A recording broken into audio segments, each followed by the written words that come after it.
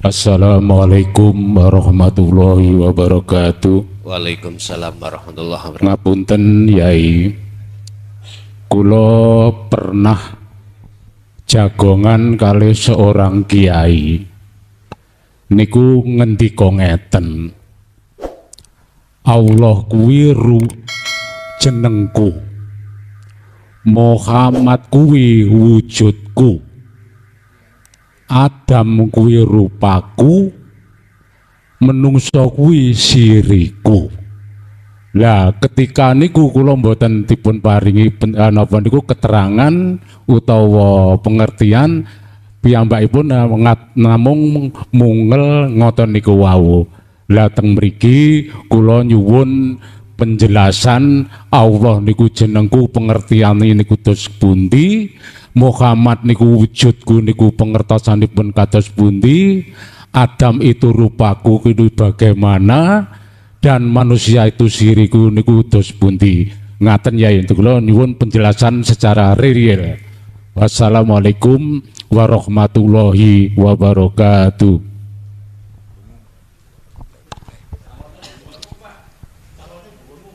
Iki kami membahas ismudat. Allah iku jenengku. Ku yang laisa kami selisaiun ya, maksudnya. Oke. Itu gambarannya di Al-Qur'anul Qadim huruf alif. Alif adalah ismudat. Isim, jeneng. Berarti Allah iku jenengku. Innallaha rabbi wa rabbukum fa'buduh. Hadza siratum mustaqim. Innallaha, sesungguhnya Allah iku rabbi wa rabbukum, Tuhanku ya Tuhanmu, kata Rasul. Ya fa'buduh, sembahan, fa'buduh.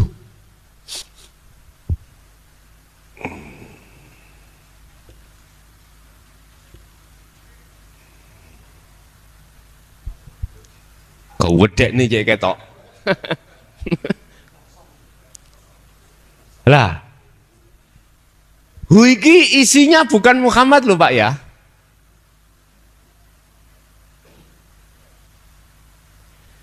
Madepo siro hu ing sing bicara tadi, Allah iku jenengku. Ku mang lho ya. Laku iku bisa sampai temokno di dalam surah Toha ayat 14, surat lagi Al-Anbiya 25. Ku itu tadi ketemunya di situ nanti. Ku akan ketemu manakala kunya makhluk dalam diri jenengan sudah tiada.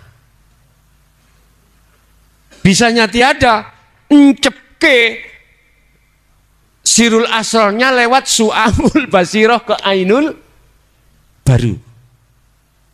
Jadi masuknya di ku itu diterangkan di dalam Al-Qur'anul Qadim, huruf pertama alif. Menisan wis bahno. Ketemune nang nggone Al-Qur'anul Qadim, Mbak. Jadi isim, alif iku isim, nama. Tapi maksudnya bukan nama Allah, bukan. Tapi ku yang ada di sini loh Pak ya. Tadi sudah saya katakan, Anda akan bisa sampai ke sini manakala Anda terus menancapkan fastaqomu tentang su'aul basyiroh ke ainul basyiroh. Hati jenengan sudah ada iman bahwasanya semua yang menggerakkan alam ini walillahil masyriq wal maghrib adalah Allah, maka tancapkan dalam hatimu ini. Yes, jangan henti-henti, terus encep nih. Yes, seperti paku tadi loh Pak. Encep nih terus. Baru ketemu yang memiliki isim tadi. Dah, Jadi yang dimaksud bukan nama.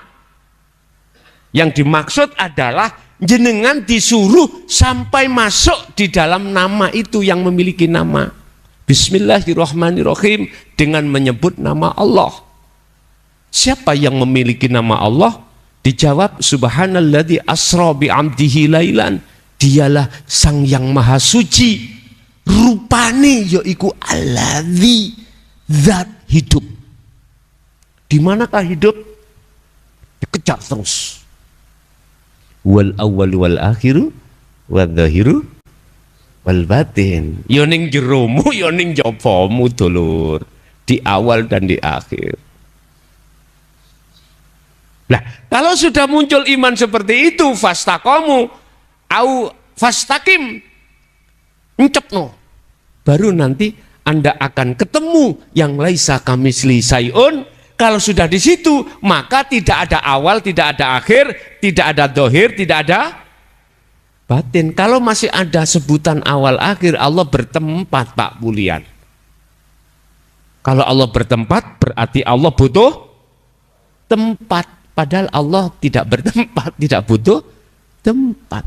Gus tambah bingung aku, Gus. Ngombe kopi dhisik. Bingung. Ngombe kopi sih, bingung.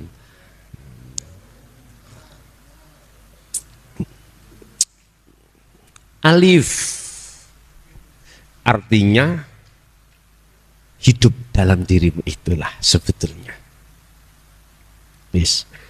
Muhammad adalah apa tadi? Wujudku. Ngoten nggih? Mengapa dikatakan Muhammad iku wujudku? Itu adalah sambungan dari hidup itu ke nurullah.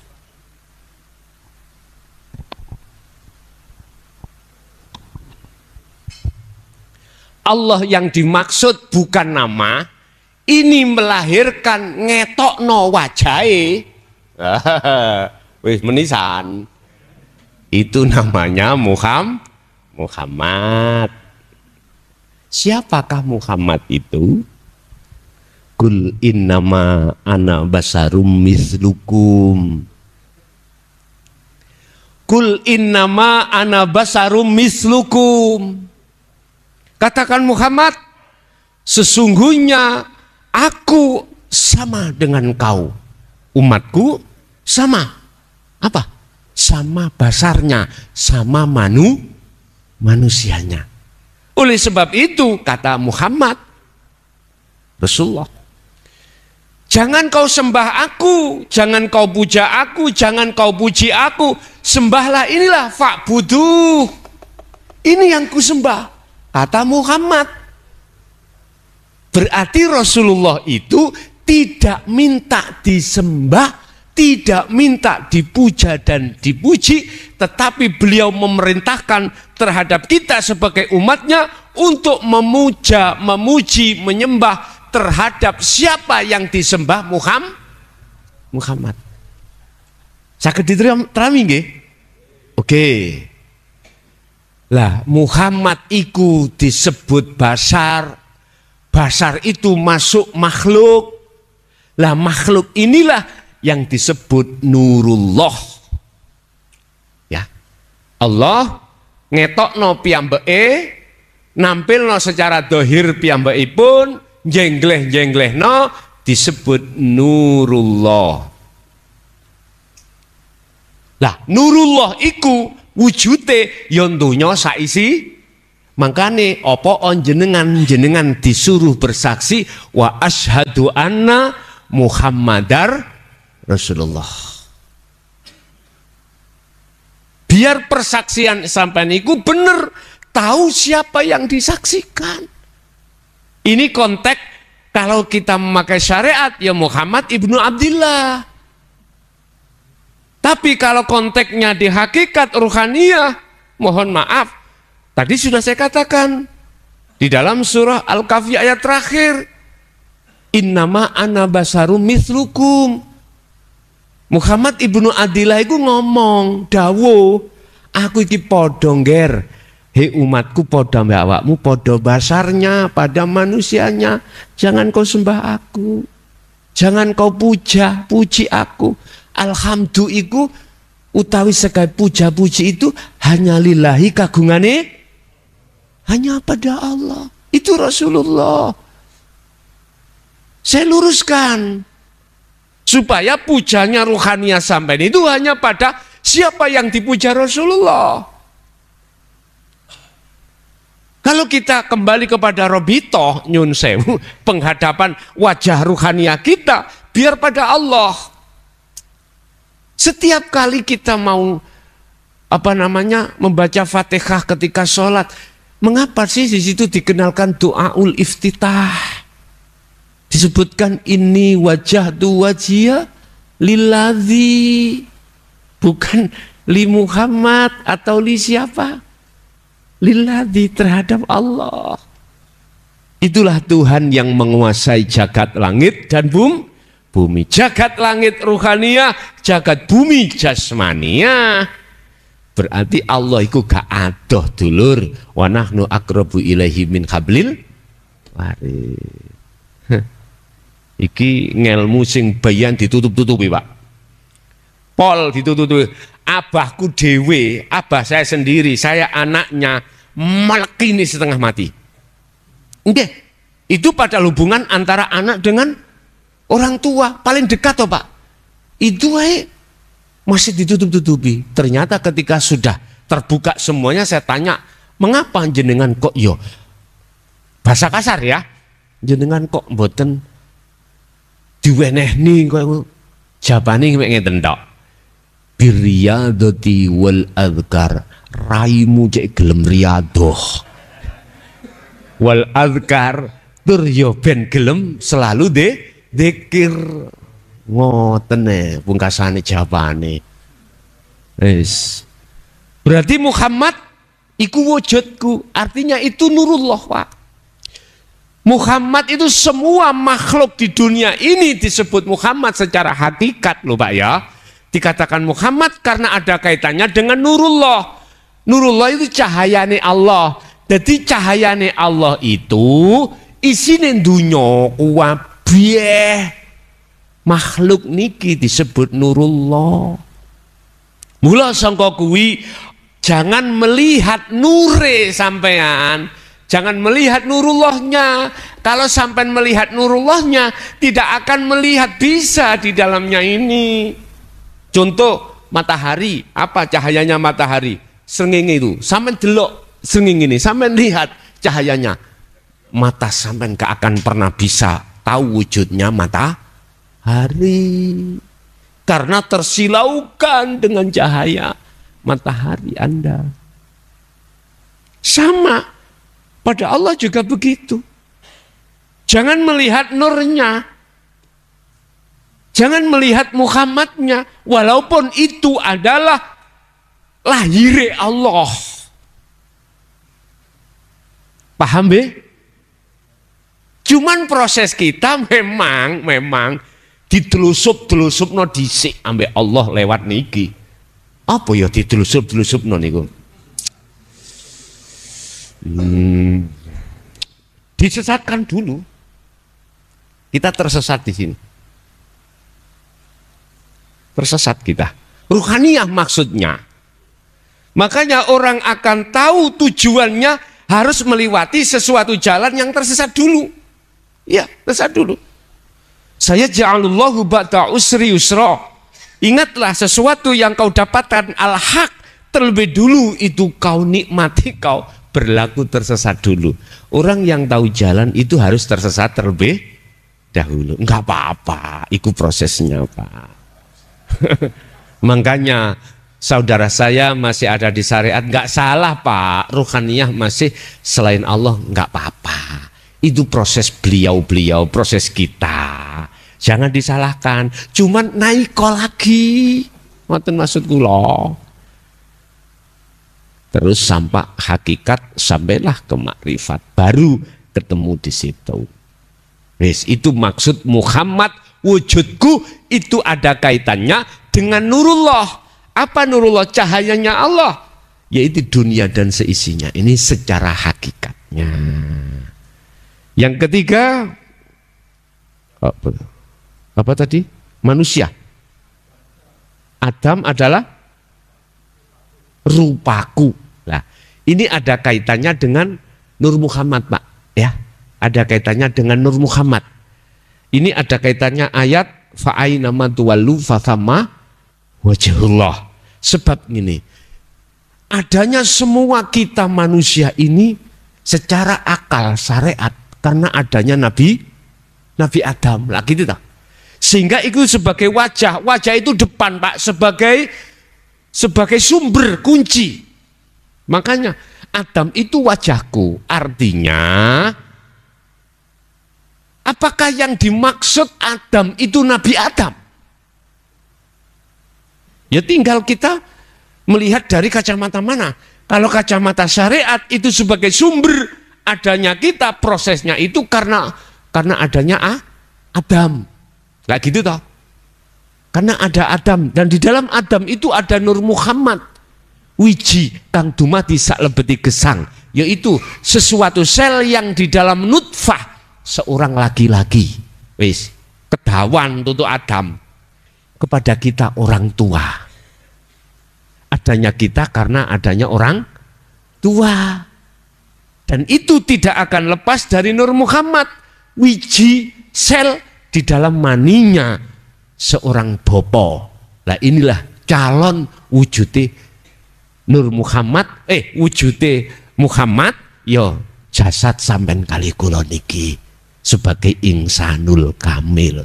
Jadi wajahnya mana? Secara hakikat adalah iman ruhaniyah sampean yang sudah di sini. Ini wajah tu depno wajahku menyang sapa wajhiya lilladzi, terhadap wajahnya lilladzi.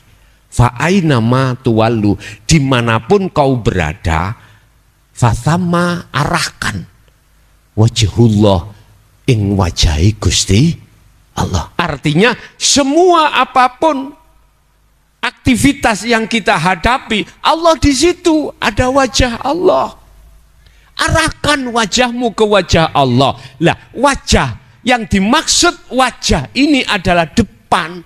Depan yang dimaksud adalah ruhania lewat iman sampai ning ati iku yang sudah ada su'aul basirah. Paham ya? Wis. Terus manusia adalah rahasiaku. Lah, kok iso manusia itu rahasiaku?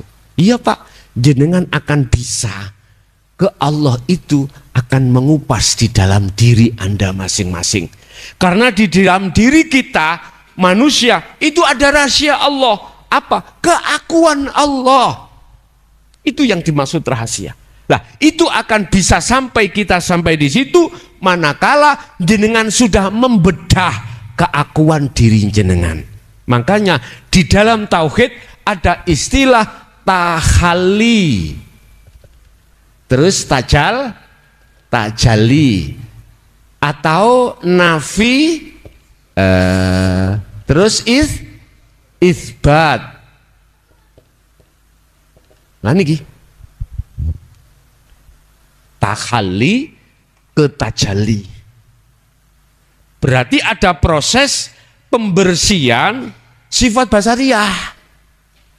Sebab dengan sifat basariyah itu loh akan menekan ruhaniyah kita untuk ngaku-ngaku ego. Nah ini kudu dihilangkan. Dengan cara apa kita menyingkirkan sifat basariyah atau keakuan kita sebagai makhluk yang melakukan? Otomatis kembali kepada sistem fastaqomu. Kalau paku tadi sistem ditutup terus sampai tinggal ndasi tok nih. Mancep pun niku baru terkuatlah bahwasanya manusia itu rahasiaku. Nah di sini Pak, maksud rahasia itu karena belum terbuka disebut rahasia, ya, RHS rahasia sebab tidak tahu, nggak tahu. Dulu kalau ingat Pak, kalau nanti tadi PTT, tahu PTT? Wong sing penyambung arek pacaran lho, ngeteraken surat ngoten lho. Napa mriki jenenge? Majomblang. Majomblang. Son terno surat iki ya nang Umi Kalsum. Nah, dhisik. Wayu Pak Umi Kalsum biyen niku. Niku rencang sak kelas kula. Waktu SMP biyen. Lah, sing pacaran niki sak kamar kali kula sak pondok. Teng Pondok Mojosari. Son terno ya surat ya. Tapi aja dibuka Kak. Enggak. Kula ngeterno niki konsekuensi, enggak oleh buka, mboten buka. Lah, inilah yang kusebut rahasia bagi saya. Isinya tidak tahu. Ketika saya kasihkan namanya Umi Kalsum, diterima Umi Kalsum. Wong sak kelas kali kula. Lah, di situ terus bawa pulang, paginya ngomong. Dibales ambek Umi Kalsum lewat kula. Son tolong kekno Wahib. Nah, namanya Wahib. Bagi saya isi surat itu rahasia, Pak. Nggak boleh saya buka rahasia. Ilmu ini tentang hakikat makrifat rahasia bagi kita yang masih ada di syariat saja. Mohon maaf loh, Estu. Bukan perkarane iki nggak boleh dibuka, bukan. Sepanjang saya tidak mau melihat isi surat, selama itu bagi saya rahasia. Tapi surat itu bagi Umi Kalsum kali si Wahib boten rahasia. Lu kok bisa? Karena dia membuka isinya. Kalau saya tidak membuka, sama golongan manusia juga begitu. Allah itu dikatakan gaib karena tidak tahu. Akhirnya disebut sebagai ahli hijab. Ahli di mana ruhaniyah kita antara ruh dengan Allah terhijabi sesuatu. Ini Pak. Tapi yang satu, yang nomor dua, ahli syuhud. Ahli di mana yang sudah membuka surat isinya itu akhirnya tahu. Ternyata isinya semayan, Pak. Tahunya itu saya habis 3 hari dikandani. Mari semayan. Dikandani, kula mboten tahu sendiri. Sama ahli syuhud juga begitu. Sudah terkuak hijabnya antara ruhaniyah dengan Allah. Ini. Jadi bagi ahli syuhud Allah itu sudah tidak rahasia lagi. Bagi ahli hijab Allah itu rahasia. Makanya ahli syuhud mengatakan la ilaha illallah al-malikul hakul mubin. Enggak rahasia. Tapi bagi kita ahli hijab tidak sampai al-malikul hakul mubin. La ilaha illallah tok mandek. Mandek. La ilaha illallah, la ilaha illallah. Ngoten tok, akhirnya dikira gak iso tembus teng Allahnya, enggak bisa. Jadi yang dimaksud manusia itu rahasiaku, di situ ada Allah. Bikin itu gak rahasia bagaimana? Itu tadi Pak, kita harus melakukan proses tahalli menuju tajalli. Kalau tahalli sudah kita lakukan, sudah terjadi pembersihan keakuan diri, keakuan makhluk yang di dalam hati jenengan atas segala apapun, maka dengan sendirinya akan muncul keakuan Allah nyatanya. Sebab ketika jenengan melakukan tahalli, ini nanti cahaya makrifat Allah datangkan. Ketika detik-detik cahaya lampu, cahaya makrifat datang dalam hati seorang yang berzikir terus di su'aul basyirah sampai ke anul basyirah, maka gaibnya Allah, gelapnya Allah itu langsung hilang. Laksana dalam ruangan tadinya gelap karena lampunya belum menyala. Ketika dinyalakan, saknaliko itu gelapnya hilang. Itu yang ku maksud. Ketika masih gelap yo rahasia terus. Karena belum dibuka, karena cahayanya belum datang. Kalau sudah dipetek lampunya, jreng, sak naliko gelapnya mana, Pak? Enggak ada. Jelas nggih? Itu proses gambaran orang menuju pada Allah itu seperti itu. Oke.